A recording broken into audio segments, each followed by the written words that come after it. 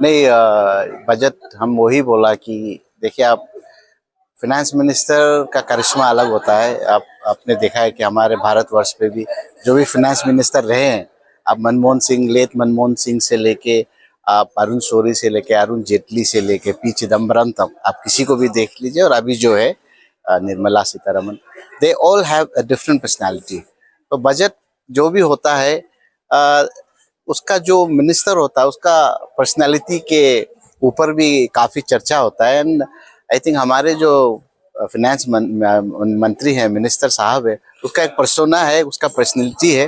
तो मैंने देखा कि उसने 7 साल का मैंने जब देखा तो he has done A tremendous thing. आपने कहीं और नहीं देखा होगा कि आप अगर 2017 से देखेंगे तो there is an increase in around 135% in our GSDP. उसके बाद हमारे 105% हमारा पर्सनल इनकम बढ़ा है, पर कैपिटा इनकम। उसके बाद हमारा स्टेट बजट भी बढ़ा है 186% से।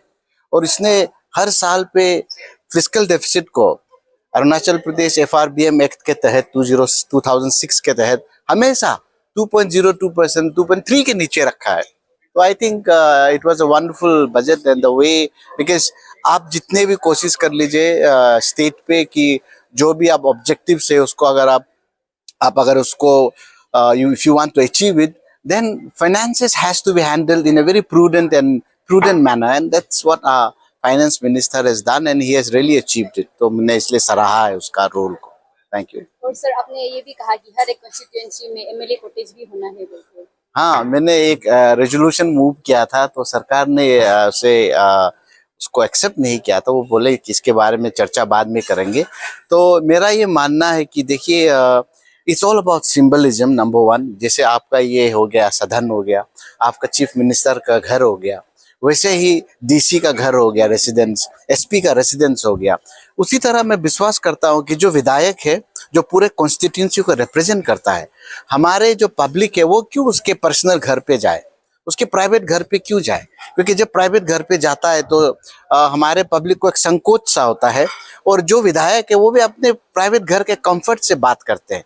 लेकिन जिस दिन ये घर सरकारी का हो जाएगा, सरकार का घर हो जाएगा, तब हमारे जो पब्लिक है वो भी सीना तान के आएगा, ये हमारा घर है, ये हमारा पैसों से बना हुआ है। So it becomes a very participatory kind of a symbol whereby public can come and they can actually claim that this is my place।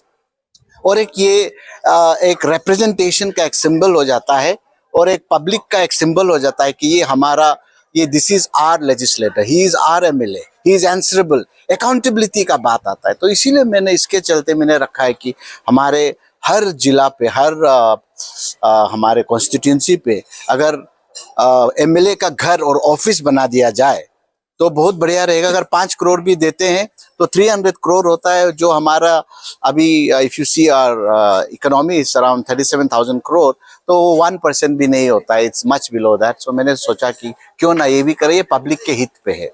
Sir Arunachal में देखने को मिल रहा है कि पोलीगेमी केसेस बहुत होता है, तो ये पोलीगेमी को लेके भी आपने बात छेड़ा।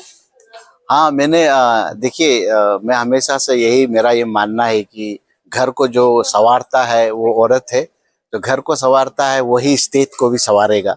अगर घर का औरत खुश नहीं होगा तो घर सुख समृद्धि उस पर नहीं मिलेगा। अगर औरत और घर खुश नहीं होंगे तो आपका राज्य भी खुश नहीं होंगे। तो मेरा ये मानना है कि अगर हाँ, विद ड्यू कंसल्टेशन, अगर एक ऐसा लेजिस्लेशन जो हमारे निनोंग इरिंग साहब एक बार लाए थे, उसका क्या हुआ मुझे पता नहीं, कि हर एक जन अगर if you maintain monogamy, polygamy को छोड़ के मोनोगमी रहेंगे, तो मुझे लगता है कि घर पे भी शांत रहेगा, आपका डोमेस्टिक अफेयर जो है वो भी अच्छा रहेगा। अब घर खुश होगा तो वैसे ही मुझे, मेरा मानना है कि आपका औरत खुश होगा, आपका बहन खुश होगा, माँ खुश होगा, तो स्टेट में भी खुशहाली आएगा। इसीलिए मैंने ये सजेशन किया था, बाकी सरकार के ऊपर है।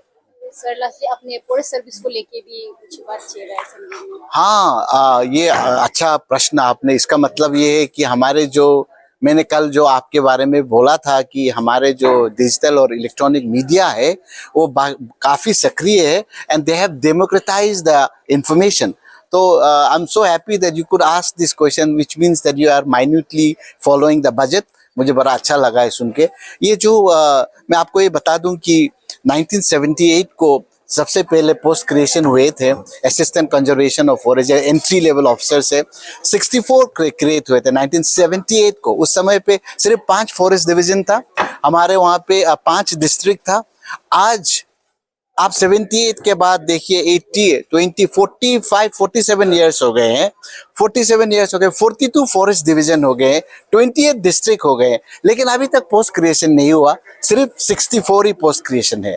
तो इतने हमारे फॉरेस्ट रेंजर्स है, मैं ये भी बता दूं आपको कि वो 34 इयर्स ऑफ सर्विस करने के बाद भी प्रमोशन नहीं मिलके रिटायर हो रहे हैं, और उनमें से तो कोई कोई गवर्नर अवार्डी भी है। तो मैं सरकार को ये दरख्वास्त किया था कि आप देखिएगा, if you see the statistic, हमारे यहाँ पे अभी भी 35 सीट्स वैकेंट है, वहाँ पे वैकेंट है, लेकिन प्रमोशन नहीं मिल रहा क्योंकि डीपीसी नहीं हो रहा। तो मेरा ये मानना है कि सरकार अगर इस पे ध्यान दे तो हमारे बहुत सा लोकल ऑफिसर का उद्धार हो जाएगा, जैसे उसने पुलिस पे किया था 3500 सबको प्रमोशन, अगर यहाँ पे भी कर दे तो बहुत बढ़िया रहेगा। और एक चीज मैं आपको बता दूं, ये इंडियन फॉरेस्ट सर्विस जो IFS इंडक्टी, इस पे भी हम मार खा रहे हैं, हमारे ऑफिसर इससे भी चूक रहे हैं। तो आपके थ्रू फिर से मैं सरकार को याद दिलाऊंगा कि अगर आप हमारे अरुणाचल प्रदेश फॉरेस्ट सर्विस के ऊपर ध्यान दे तो बहुत ही अच्छा रहेगा। I just wanted to thank you for asking the question. और सर, जैसे कि कल आपने अपना एक को लेके भी चर्चा रखा था, तो सीएम सर का ये कहना है कि अगर लागू होता भी है बोलने से तो किसी रिलीजन का अगेंस्ट नहीं होगा, और चाहे तो कोर्ट से कुछ मंथ का टाइम एक्सटेंशन भी मांगेगा बोला था। देखिए, तो उसका वैसे आप क्या? वो टाइम एक्सटेंशन मांगेगा बोला था, ये सरकार का प्रेरोगेटिव है, लेकिन जैसे सीएम साहब ने बोला ये किसी रिलीजन के खिलाफ नहीं है। तो किसी रिलीजन के खिलाफ नहीं तो जरूरत क्या है, जरूरत नहीं है। और मैंने बोला कि अगर हमको अपना इंडिजिनियस अफेयर को जिंदा रखना है, ट्रेडिशन, कल्चर, फेथ को जिंदा रखना, आपका department of indigenous affair already बना हुआ है 2017 पे, और 2017 से लेकर आज तक 304 करोड़ आपने दिए हैं। तो ट्रेडिशन भी फल फूल रहा है, कल्चर भी फल फूल रहा है, तो फिर किस बात का आप आफरा लेके आ रहे, किस बात का? मेरा तो यही मानना है, it is not required, I believe, and the government of the day is very progressive, very understanding, and I think he will take a very sensitive call on that.